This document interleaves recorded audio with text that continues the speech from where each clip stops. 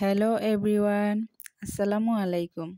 আপনাদের সবাইকে ওয়েলকাম করছি আমার আরেকটি নতুন ভিডিওতে। আশা করছি সবাই অনেক ভালো আছেন। আজকে আমি আপনাদের সাথে শেয়ার করব কিভাবে অনেক সহজেই কবুতরের মাংস সুস্বাদু করে রান্না করা যায়। যারা এই ভিডিওটি ফেসবুক থেকে দেখছেন তারা আমার পেজটি ফলো দিয়ে দিবেন, আর যারা ইউটিউব থেকে দেখছেন তারা আমার চ্যানেলটি সাবস্ক্রাইব করে দিবেন, আর পাশে থাকা বেল আইকনটি অন করে দিবেন। তাহলে আমার প্রত্যেকটি ভিডিও আপলোড দেওয়ার সাথে সাথেই সবার আগে আপনার কাছে পৌঁছে যাবে। তো চলুন মূল রান্নায় চলে যাই।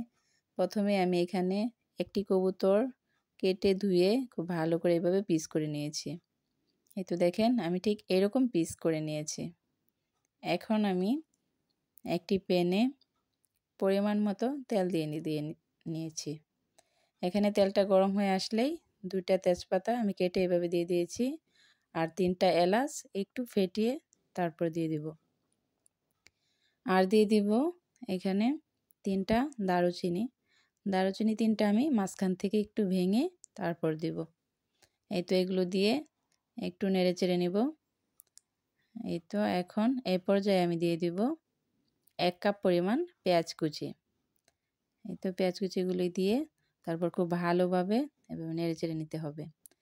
পেঁয়াজটি একটু নরম হয়ে আসলে এ পর্যায়ে দিয়ে দিব আমি 1.5 টেবিল চামচ আদা আর রসুন বাটা। আদা রসুন বাটাটাও খুব ভালোভাবে মিশিয়ে ভেজে নিতে হবে, না হলে এর কাঁচা একটা স্মেল থেকে যাবে। এই পর্যায়ে মশলাটা যাতে না পড়ে যায় সেজন্য আমি একটু সামান্য পরিমাণ পানি দিয়ে এরপর দিয়ে দিব এখানে 1 চা চামচ করে হলুদ, মরিচ, ধনিয়া ও জিরা গুঁড়া, আর পরিমাণ মতো লবণ দিয়ে দিব এখানে আমি। এই পর্যায়ে দিব আমি সেই ধুয়ে রাখা মাংসটুকু। এখন মাংসগুলো আমি খুব ভালো করে মশলার সাথে নেড়ে চেড়ে কষিয়ে নিব। এই তো আরেকটু কষানোর জন্য আমি 5 মিনিটের জন্য এটি ঢেকে দিয়েছিলাম। এখন 5 মিনিট পর ঢাকনাটা খুলে আবার আমি নেড়ে চেড়ে নেব।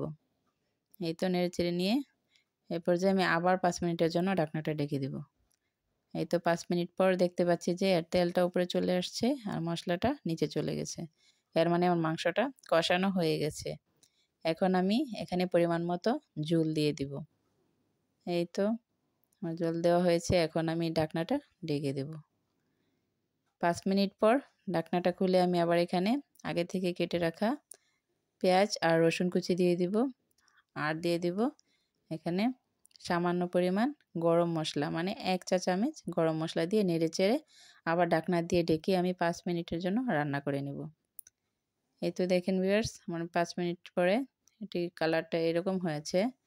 তারপর আমি এটি নামিয়ে নেব। তো চলুন ভিউয়ার্স, আমার কবুতরের মাংসটি আমি পরিবেশন করে দেখাই। এই তো দেখেন আমার রান্না করা কবুতরের মাংসটি একদম রেডি। আপনারাও চাইলে বাসায় খুব সহজেই এভাবে মজাদার কবুতরের মাংস রান্না করতে পারেন। এর কালারটা যেমন সুন্দর এসেছে, স্বাদটাও হয়েছে অসম্ভব মজার। ভিডিওটি যদি ভালো লেগে থাকে তাহলে অবশ্যই কমেন্টসের মাধ্যমে জানাতে ভুলবেন না। তো আজকের মতো এখানে ভিডিওটি শেষ করছি। ভালো থাকবেন সবাই। আল্লাহ হাফেজ।